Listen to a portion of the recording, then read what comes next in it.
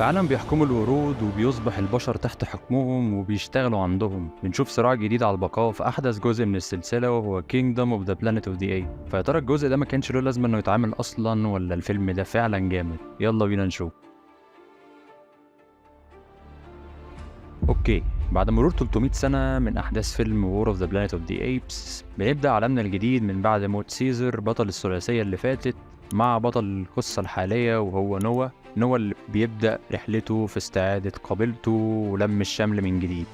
طيب، على مستوى القصة الفيلم مقدمش جديد عن ثلاثية سيزر واللي بيكون فيها طرف مسيطر في الفيلم، سواء قرود طيبة بيسيطر عليهم مجموعة من البشر الأشرار وفي شوية قرود مظلومة في النص، أو العكس قرود شريرة وبشر متحفزة وبرضه في شوية قرود مظلومة في النص. الله، وانا مالي يا لمبي؟ مش عايز اعتبر ده جزء رابع من السلسلة، ولكن هو بيبدأ تقريبا بنفس القصة مع تغير العالم من بعد الحرب، وبنشوف نوا وهو في شبابه في مرحلة النضج وهو بيدور على قبيلته وبيواجه عشيرة قرود متطرفة بأفكار وأيديولوجيات مختلفة. طيب، هل لازم تكون شفت الثلاثية قبل الفيلم ده؟ من رأيي نصيحة اتفرجوا عليها، مش عشان هي مكملة لقصة فيلمنا، ولكن عشان الثلاثية دي من أعظم ثلاثيات الأفلام، فعلا رهيبة وتستحق المشاهدة. وشخصية سيزر دي شخصية عظيمة جدا وتجسيد رهيب، والجرافيك كان أروع ما يكون. ثلاثية تستاهل جدا ان انتوا تتفرجوا عليها وتعيدوا مشاهدتها من اول وجديد قبل ما تتفرجوا على الفيلم ده. طيب، خلينا نتكلم عن فيلمنا النهارده. وبصراحة الفيلم كان رتمه بطيء جدا، بناء الشخصيات اخد وقت طويل جدا. في اول ساعة في الفيلم انا ما كنتش عارف مين دول وايه دوافعهم وليه بيعملوا كده. حتى عشيرة القرود المتطرفة اللي كانت بقيادة طبعا بروكسيموس سيزر ما كنتش عارف ايه سبب تصرفاتهم دي لحد الفصل الثالث للفيلم،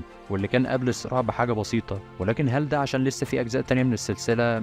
حقيقة ما اعرفش، ولكن يعني انا حسيت ان اول ساعه ونص في الفيلم انا كنت متلخبط. الفيلم مش موضح، في حاجات كتيره ما كانتش واضحه، ما كانتش مشروحه، كان في تفاصيل كتير مفتقدها. ولكن من ناحيه المؤثرات البصريه فالفيلم رائع ومكمل على نفس مستوى الثلاثيه. CGI متقن وكادرات في غايه الروعه بتوريك العالم الجديد بعد الحرب، المباني، استاد الجولف، حتى الجسر، حركه القرود وتعبير وشهم، كل ده كان على اعلى مستوى. وما زالت السلسله محافظه على هويتها وجودتها في المؤثرات البصرية. طيب، من الآخر كده، يعني الفيلم ده حلو ولا وحش؟ نخشه سينما ولا نستناه لما ينزل على النت ولا نعمل ايه؟ طيب، باختصار شديد جدا الفيلم كان كويس ولكنه فرصة مهدرة. كان ممكن يكون أفضل من كده من جوانب كتير جدا، من حيث القصة والحبكة. أنا حتى تقريبا ما تعاطفتش تماما مع أي جانب في الفيلم، سواء القرود أو البشر، وده اللي افتقده الفيلم ده عكس الثلاثية اللي فاتت. ثلاثية سيزر الشخصية اللي اتعلقت بالشخصيات كلها، كان في جانب عاطفي أنت متعاطف سواء مع القرود سواء مع البشر. شخصية سيزر يا جماعة كانت شخصية عظيمة، شخصية صعب جدا إن أنت تنساها، وأنا شايف إن هي واحدة من أفضل شخصيات اللي اتجسدت في الافلام عامه. نقدر نقول افضل شخصيه في الفيلم ده